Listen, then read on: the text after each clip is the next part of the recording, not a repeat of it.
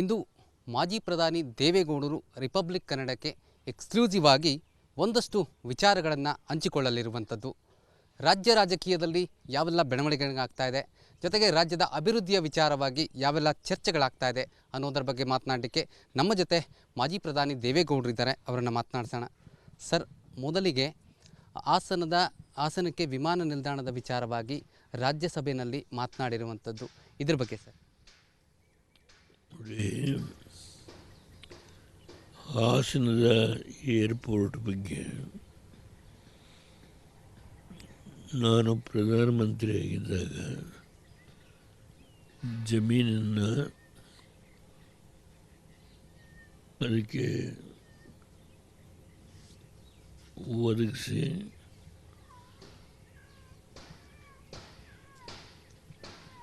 Civil aviation ಡಿಪಾರ್ಟ್ಮೆಂಟ್ಗೆ airport ಕಟ್ಟೋದಕ್ಕೆ ನಾನು ಕೊಟ್ಟಿದ್ದು ಇದು ದಾಖಲಾತಿ ಇದೆ. ಇದು ಏನು ಮತ್ತೆ ಪುನಃ ಕರ್ನಾಟಕದ ಕೆಟ್ಟ ರಾಜಕಾರಣದಲ್ಲಿ ನಾನು ಮಾತಾಡೋಕ್ಕೆ ಹೋಗಲ್ಲ. ಅದನ್ನು ರಾಜು ಚಂದ್ರಶೇಖರ್ ಅವರಿಗೆ 1200 ಕೋಟಿ ರೂಪಾಯಿಗೆ MOU ಸೈನ್ ಆಯಿತು ಕೆಲಸ ಮಾಡೋದಕ್ಕೆ. ಅವರು ಫೌಂಡೇಶನ್ನು ಹಾಕಿದರು.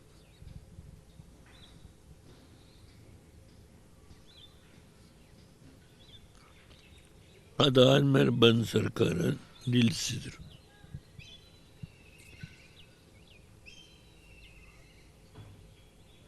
ಅಲ್ಲಿಂದ ಮುಂದಕ್ಕೆ ನೆನ್ನೆ ಹೇಳಿದ್ದೇನೆ, 5 ಜನ ಮುಖ್ಯಮಂತ್ರಿಗಳು ಬಂದರು. ಒಬ್ಬೊಬ್ಬರ ಕಾಲದಲ್ಲಿ ಒಂದೊಂದು ರೀತಿ ಅದಕ್ಕೆ ಶಕ್ತಿ ತುಂಬೋದಕ್ಕೆ ಬದಲಾಗಿ ಅದು ಡಿಲೇ ಆಗಲಿಕ್ಕೆ ಎಷ್ಟು ಬೇಕೋ ಅಷ್ಟು ಮಾಡಿ ಅನೇಕ ಸಬೂಬುಗಳನ್ನು ಹೇಳ್ತಾರೆ.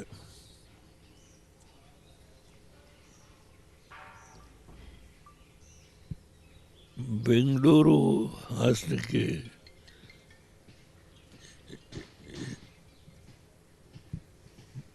ಪ್ಯಾಸೆಂಜರ್ಸು ಓಡಾಡೋದಿಲ್ಲ.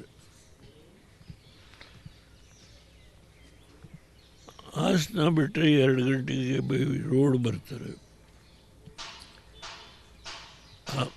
ಯಾರಾದರೂ ಬರೋದು ಏರ್ಪೋರ್ಟ್ಗೆ ಹೋಗಿ ಕಾರಲ್ಲಿ ಕೆಂಪೇಗೌಡ ಏರ್ಪೋರ್ಟ್ಗೆ ಇಲ್ಲಿಗೆ ಬಂದು ಇಲ್ಲಿ ಮತ್ತೆ ಬೇಲೂರಿಗೂ ಹಳೇಬೀಡಿಗೂ ಹೋಗೋದಕ್ಕೆ ಈ ಕಾರ್ ವ್ಯವಸ್ಥೆ ಮಾಡಿಕೊಳ್ಬೇಕು. ಅದರಿಂದ ಸಿವಿಲ್ ಏರ್ಪೋರ್ಟ್ ಆಗಿ ಓಡಾಡೋದಕ್ಕೆ ಪ್ರಯೋಜನ ಆಗುತ್ತೆ. ನಾವು ವಾದ ಮಾಡಲ್ಲ. ಈಗ ನಿಖಿಲ್ ಕುಮಾರಸ್ವಾಮಿ ಅವರು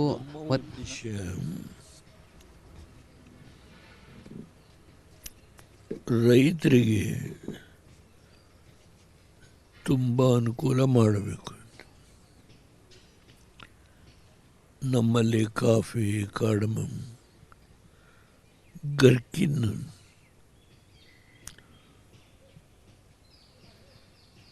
ಈಗ $2,000 ಕೋಟಿ ಉತ್ಪಾದನೆ ಆಗುತ್ತೆ. ಎಕ್ಸ್ಪೋರ್ಟ್ ಮಾಡಿದ್ರೆ ಇದು ಭಾಳ ಮುಖ್ಯ. ಇದ್ರ ಜೊತೆಗೆ ಡೈರಿ ಡೆವಲಪ್ಮೆಂಟು ಭಾಳ ವಾಸ್ಟ್ ಇದರಲ್ಲಿ ಮಾಡಿದ್ದಾರೆ ರೇವಣ್ಣವರು. ಈಗ ಡಿಫೆನ್ಸ್ಗೂ ಸಪ್ಲೈ ಮಾಡ್ತಾ ಇದ್ದಾರೆ. ಶ್ರೀಲಂಕಾಕ್ಕೆ ಸಪ್ಲೈ ಮಾಡ್ತಾರೆ dairy product. apart from local consumption, Chikkamagaluru, Hassan, Kodagu 3 ಜಿಲ್ಲೆ ಸೇರಿದೆ. ಆ ಲೋಕಲ್ ಕನ್ಸಂಪ್ಷನ್ ಅಲ್ಲದೆ ಡಿಫೆನ್ಸು ಮತ್ತು ಶ್ರೀಲಂಕಾ ಎಕ್ಸ್ಪೋರ್ಟ್ ಮಾಡುತ್ತೆ. ಸರಿಗ ಇದನ್ನು ರೈತರಿಗೆ ಮಾರಾಟ ಮಾಡಲಿಕ್ಕೆ ಈಗ ಹಾಸನದಿಂದ ಅರಬ್ ಕಂಟ್ರೀಸ್ಗೆ 3 ಗಂಟೆ ಸಾಕು.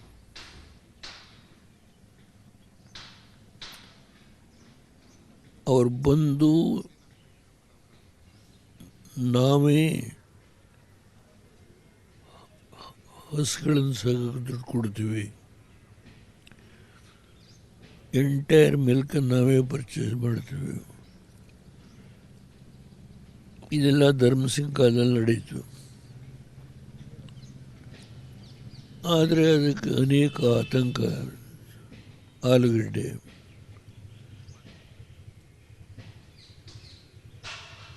ನಾವೇ ಪರ್ಚೇಸ್ ಮಾಡ್ತೀವಿ. ಕರ್ಬೇವಿನ ಹಣ್ಣು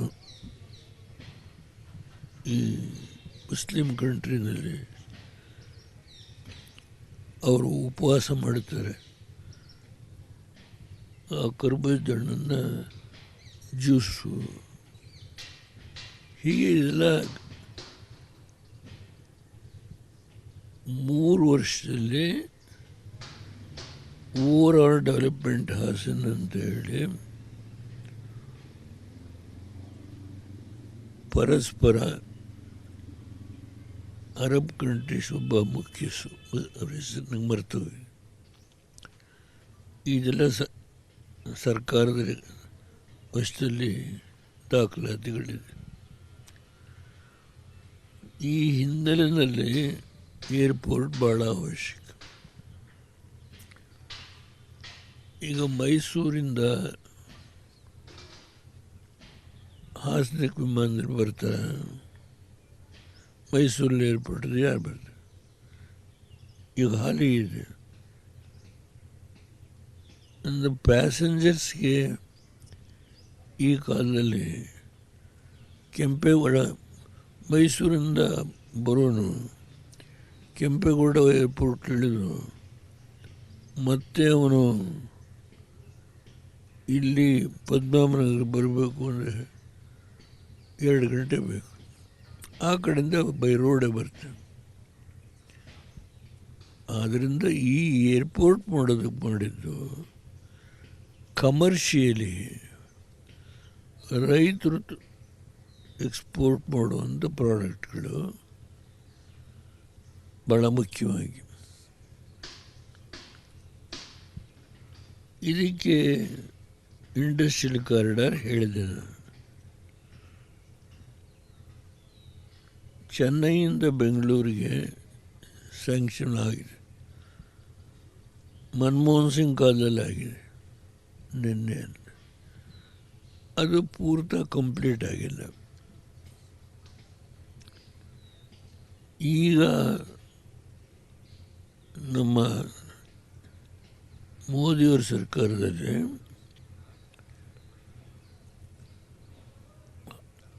ಆಂಧ್ರದಿಂದ ಚಂದ್ರಬಾಬು ನಾಯ್ಡು ಇನ್ಫ್ಲೂಯೆನ್ಸ್ ಬೆಂಗಳೂರಿಗೆ ಬರೋ ಇಂಡಸ್ಟ್ರಿಯಲ್ ಕಾರಿಡಾರ್ ಅಂತೇಳಿ ಮೊನ್ನೆ ಬಡ್ಜೆಟಲ್ಲಿ ಅನೌನ್ಸ್ ಮಾಡಿದ್ದಾರೆ.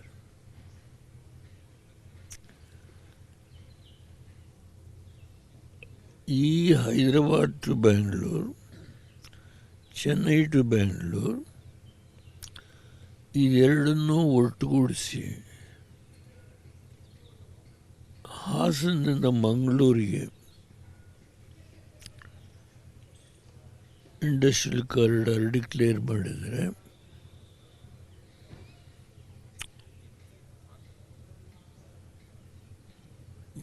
ಬಿಸ್ನೆಸ್ ಆ್ಯಕ್ಟಿವಿಟೀಸ್ ಬಹಳ ದೊಡ್ಡ ಪ್ರಮಾಣದಲ್ಲಿ ಆಗುತ್ತೆ. ಇದ್ರ ಜೊತೆಗೆ 3 ಇಂಪಾರ್ಟೆಂಟ್ ಪ್ಲೇಸು, ಬೇಲೂರು, ಹೊಳೆಬೀಡು, ಶ್ರವಣಬೆಳಗೊಳ. ಈಗ ಬಸ್ ಹೋಗ್ತವೆ.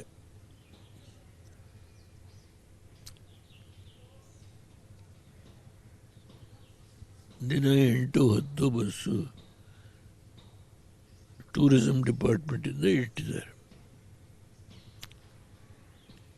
ಈಗದೇ ಏರ್ಪೋರ್ಟ್ ಆದರೆ ಇಲ್ಲಿ ಟ್ಯಾಕ್ಸಿಗಳು ಓಡಿಸಿದ್ರೆ ಸಾಕು. ಹಾಸನ ಟು ಬೇಲೂರು ವಿಮಾನದಲ್ಲಿ ಇಳಿದರೂ ಟ್ಯಾಕ್ಸಿಗಳು ಹೋಗ್ತಾರೆ ಬರ್ತಾರೆ. ಟೂರಿಸಂ ಡಿಪಾರ್ಟ್ಮೆಂಟಲ್ಲಿ ಒಂದು 10 ಟ್ಯಾಕ್ಸಿ ಇಟ್ಕೊಂಡ್ರಿ. ಹೀಗೆ ಬೋತ್ ಕಮರ್ಷಿಯಲಿ ಮೇನ್ ಫೋಕಸ್ ಮಾಡಿದ್ವಿ. ಆದ್ದರಿಂದ ಇದರ ಜೊತೆಗೆ ಬೇರೆ ಬೇರೆ ಕಾಂಪೊನೆಂಟ್ಸು ಸೇರಿ 1200 ಕೋಟಿಗೆ ಟೆಂಡರ್ ಕರೆದಿದ್ದರು 20 ವರ್ಷದಲ್ಲಿ. ಅದಾದಮೇಲೆ ನಾನು ಹೇಳಿದೆ 5 ಜನ ಮುಖ್ಯಮಂತ್ರಿಗಳು ಬಂದರು. ಒಂದೊಂದು ಕಾಲದಲ್ಲಿ ಒಂದೊಂದು ತಕರಾರು, ಹಾಗೆ ಡ್ರ್ಯಾಗನ್ ಆಗಿದೆ. ಅದೀಗ ಮಾಡಿಯಪ್ಪ ಅಂತ ಹೇಳಿ. ಸರ್, ಈಗ ನಿಖಿಲ್ ಕುಮಾರಸ್ವಾಮಿ ಅವರು BJP ವರಿಷ್ಠರನ್ನು ಭೇಟಿಯಾಗಿರುವಂಥದ್ದು, ನಿಖಿಲ್ ಕುಮಾರಸ್ವಾಮಿ ಅವರು BJP ವರಿಷ್ಠರನ್ನು ಭೇಟಿ ಆಗ್ತಾ ಇರ್ತಕ್ಕಂಥದ್ದು, ಮತ್ತೆ ರಾಜಕೀಯದಲ್ಲಿ ಆ್ಯಕ್ಟಿವ್ ಆಗ್ತಾ ಇದ್ದಾರೆ. BJP ವರಿಷ್ಠರು ಭೇಟಿ ಮಾಡೋದೇನು, ನಾವು ಕುಮಾರಸ್ವಾಮಿ ನಾನು ಇಬ್ಬರು ಒಟ್ಟಿಗೆ ಶಾ ಅವರನ್ನು, ನಡ್ಡಾ ಅವರನ್ನು, ಮೋದಿಯವ್ರನ್ನ ಭೇಟಿ ಮಾಡ್ಯಾನ. ನಾವು NDA ಜೊತೆ ಹೋಗಿದ್ದೀವಿ. ನಮ್ಮದೇನು ತಕರಾರು. ಮುಂದಿನ ಚುನಾವಣೆ ಕೂಡ ನೀವು NDA ಮೈತ್ರಿಕೂಟದಲ್ಲೇ ಎದುರಿಸ್ತೀರಿ ಅನ್ನುವಂಥದ್ದು. ನಮ್ಮದೇನೇನು ತಕರಾರು, ನಮ್ಮದೇನು ತಕರಾರಿಲ್ಲ ಅಂದೆ. ಜೊತೆಯಲ್ಲೇ ಹೋಗ್ತೀರಿ ಮುಂದಿನ ಚುನಾವಣೆಗಳಲ್ಲಿ. ಯಾವ ತಕರಾರಿಲ್ಲ ನಮ್ಮ ಕಡೆಯಿಂದ. ಅವರಲ್ಲಿ ಸಣ್ಣ ಪುಟ್ಟ ವ್ಯತ್ಯಾಸಗಳಿದೆ, ಸರಿಪಡಿಸ್ಕೊಳ್ತಾರೆ. ಸರ್, ಒಂದಷ್ಟು ಏನು ದೇವೇಗೌಡರ ವಿರುದ್ಧವಾಗಿ ಮಾತುಗಳು ಕೂಡ ಆಡ್ತಾ ಇರ್ತಕ್ಕಂಥದ್ದು ಕಾಂಗ್ರೆಸ್ ನಾಯಕರು. ಅದರಲ್ಲೂ ಸಿದ್ದರಾಮಯ್ಯನವರು ಮಾತೆತ್ತಿದ್ರೆ ಒಂದೇ ಒಂದು ಮಾತನ್ನು ಹೇಳ್ತಾರೆ, ದೇವೇಗೌಡರನ್ನ ಮುಖ್ಯಮಂತ್ರಿ ಮಾಡಿದ್ದು ನಾನು ಅನ್ನುವಂತಹ ಮಾತನ್ನು ಅವಾಗವಾಗ ಹೇಳ್ತಾ ಇರ್ತಾರೆ. ನಾನು ಅವ್ರ ಹೆಸರು ತೆಗೆದು ಮಾತಾಡಲಿಕ್ಕೆ ಹೋಗಲ್ಲ, ಅದರ ಅವಶ್ಯಕತೆ ಇಲ್ಲ. ರಾಜ್ಯ ಜನತೆಗೆ ಸತ್ಯಾಂಶ ಏನು ಅಂತ ಗೊತ್ತಿದೆ. ಅಂದರೆ ನಾನು ಆ ವಿಷಯದಲ್ಲಿ ಯಾವುದೇ ರಿಯಾಕ್ಷನ್ ಕೊಡೋದಿಲ್ಲ. ದೇವೇಗೌಡರನ್ನೇ ಟಾರ್ಗೆಟ್ ಮಾಡೋದು ಸಿದ್ದರಾಮಯ್ಯನವರು. ಯಾರನ್ನಾರ ಮಾಡ್ಕೊಳ್ಳಿ, ನನ್ನನ್ನು ಟಾರ್ಗೆಟ್ ಮಾಡಿದ್ರು ಭಾಳ ಜನ ಇದ್ದಾರೆ, ಆದರೆ ಇನ್ನೂ ಬದುಕಿದ್ದೇನೆ ಅಷ್ಟೆ. ಆದ್ದರಿಂದ ಟಾರ್ಗೆಟ್ ಮಾಡೋರಿಗೆ ನಾನೇನು ಅಡ್ಡಿಪಡಿಸ್ಲಿಕ್ಕಾಗತ್ತಾ? ಮಾಡ್ಕೊಳ್ಳಿ, ಯಾರು ಬೇಡ ಅಂತ. ಸರ್, ಮುಂದಿನ ಚುನಾವಣೆ ಅಂದರೆ ಲೋಕಲ್ ಬಾಡಿ ಎಲೆಕ್ಷನ್ ಬರ್ತಾ ಇದೆ. ಅದರ ನಾಯಕತ್ವವನ್ನು ಅಂದರೆ ನಿಖಿಲ್ ಕುಮಾರಸ್ವಾಮಿ ಅವರೇ ವಹಿಸ್ತಾರೆ ಈ ಬಾರಿ ಎನ್ನುವಂಥದ್ದು. ಮುಂದಿನ ಲೋಕಲ್ ಬಾಡಿ ಚುನಾವಣೆಯಲ್ಲಿ BJP JDS ಐಕ್ಯಮತ್ಯದಲ್ಲೇ ಹೋರಾಟ ಮಾಡಿದೆ.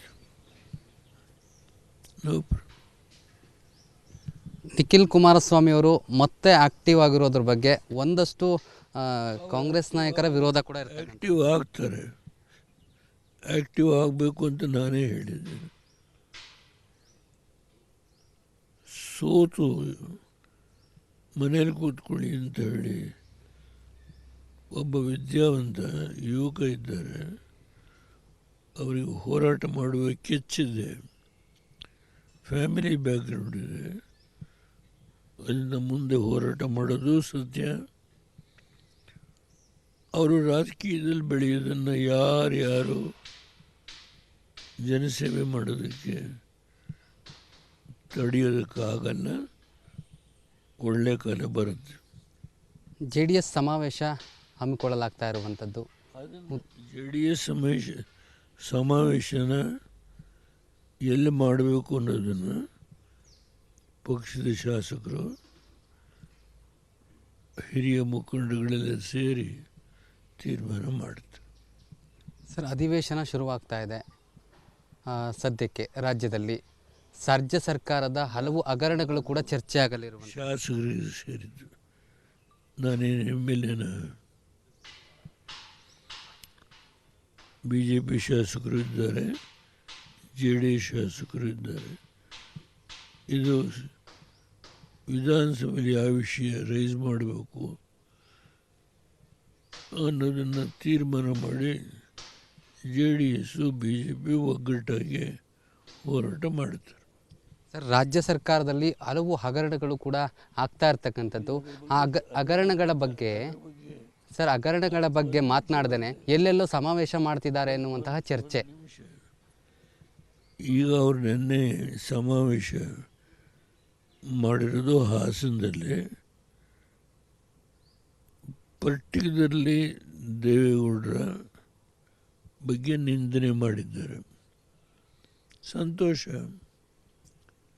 ನಂದೇನು ತಕರಾರಿಲ್ಲ. ಜನ ತೀರ್ಮಾನ ಮಾಡ್ತಾರೆ. ಹಾಸನ ಜಿಲ್ಲೆಗೆ ದೇವೇಗೌಡರು, ರೇವಣ್ಣವರು, ಕುಮಾರಸ್ವಾಮಿ ಏನು ಮಾಡಿದ್ದಾರೆ ಇದನ್ನು. ಧನ್ಯವಾದಗಳು ಸರ್. ಇದಿಷ್ಟು ರಿಪಬ್ಲಿಕ್ ಕನ್ನಡಕ್ಕೆ ಎಕ್ಸ್ಕ್ಲೂಸಿವ್ ಆಗಿ ಮಾತನಾಡಿರುವಂಥದ್ದು. ಅಂದರೆ ರಾಜಕೀಯವಾಗಿ ತಮ್ಮನ್ನು ಮಣಿಸಲಿಕ್ಕೆ ಆಗೋದಿಲ್ಲ ಎನ್ನುವಂತಹ ಸ್ಪಷ್ಟ ಸಂದೇಶವನ್ನು ದೇವೇಗೌಡರು ಕೊಟ್ಟಿರುವಂಥದ್ದು. ಕ್ಯಾಮ್ರಾ ಪರ್ಸನ್ ಹಿತೇಶ್ ಜೊತೆ ನಟೇಶ್ ರಾಜಣ್ಣ, ರಿಪಬ್ಲಿಕ್ ಕನ್ನಡ, ನವದೆಹಲಿ.